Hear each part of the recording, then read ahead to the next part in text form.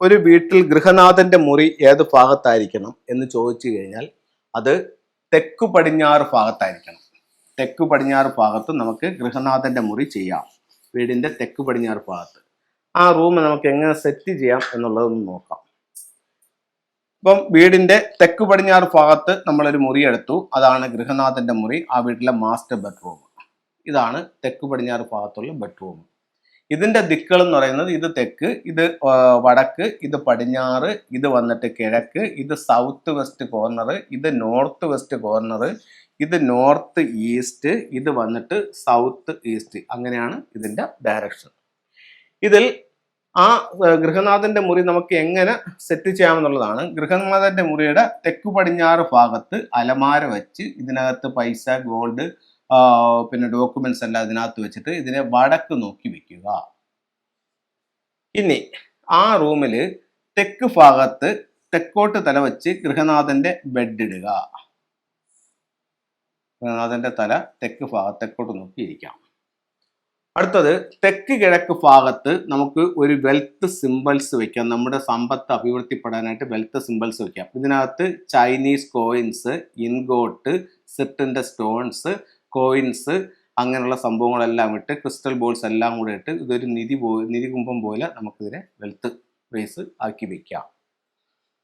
ഇനി അടുത്തതായിട്ട് നമുക്ക് ചെയ്യാൻ പറ്റുന്നതെന്ന് പറഞ്ഞു കഴിഞ്ഞാൽ ഇതിൻ്റെ ഡോറ് നമുക്ക് ഈ ഭാഗത്ത് കൊടുക്കുന്നതാണ് ഏറ്റവും നല്ലത്. ഈ ഭാഗത്ത് തന്നെയായിരിക്കും ഇതിൻ്റെ ഡോറ് വരുന്നത്.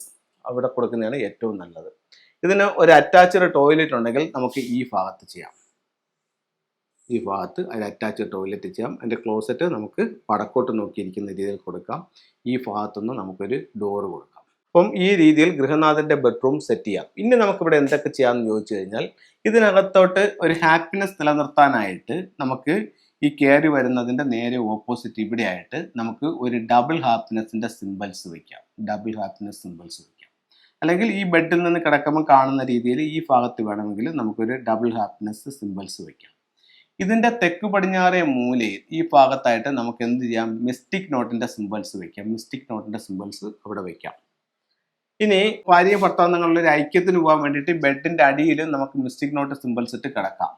ഇനി ഇവരുടെ രണ്ടുപേരുടെയും ഡേറ്റ് ഓഫ് ബർത്ത് നോക്കിയിട്ട് ഒരു 4 സ്റ്റാറുകളുടെ ഒരു കണക്ക് ഫംഗ്ഷനിൽ പറയുന്നുണ്ട്.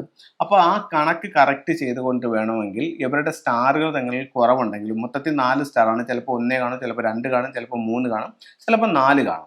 അതിൽ 1 സ്റ്റാറോ അല്ലെ 2 സ്റ്റാറോ ഉള്ളതെന്നുണ്ടെങ്കിൽ ഈ വൈഫ് കിടക്കുന്ന കാലിൻ്റെ ഭാഗത്തായിട്ട് കട്ടിലിൽ നമുക്ക് എന്ത് ചെയ്യാം? അമത്യസ്റ്റിൻ്റെ സ്റ്റോൺ കെട്ടിയിടാം.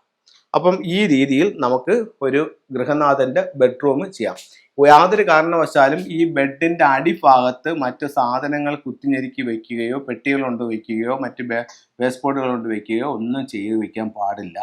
അതുപോലെ തന്നെ ഇടയ്ക്കിടയ്ക്ക് ഇതിൻ്റെ എല്ലാം സാധനങ്ങൾ പിന്നെ അങ്ങോട്ട് ഇതിൻ്റെ പൊസിഷൻ എല്ലാം ഒന്ന് മാറ്റി ഇതെല്ലാം ഒന്ന് ക്ലീൻ ചെയ്യണം.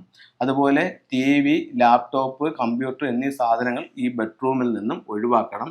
അതുപോലെ തന്നെ വളരെ ശക്തമായ പ്രകാശമുള്ള ലൈറ്റുകൾ, റെഡ് ലൈറ്റുകൾ എന്നിവയെല്ലാം ബെഡ്റൂമിൽ നിന്നും പരമാവധി ഒഴിവാക്കണം.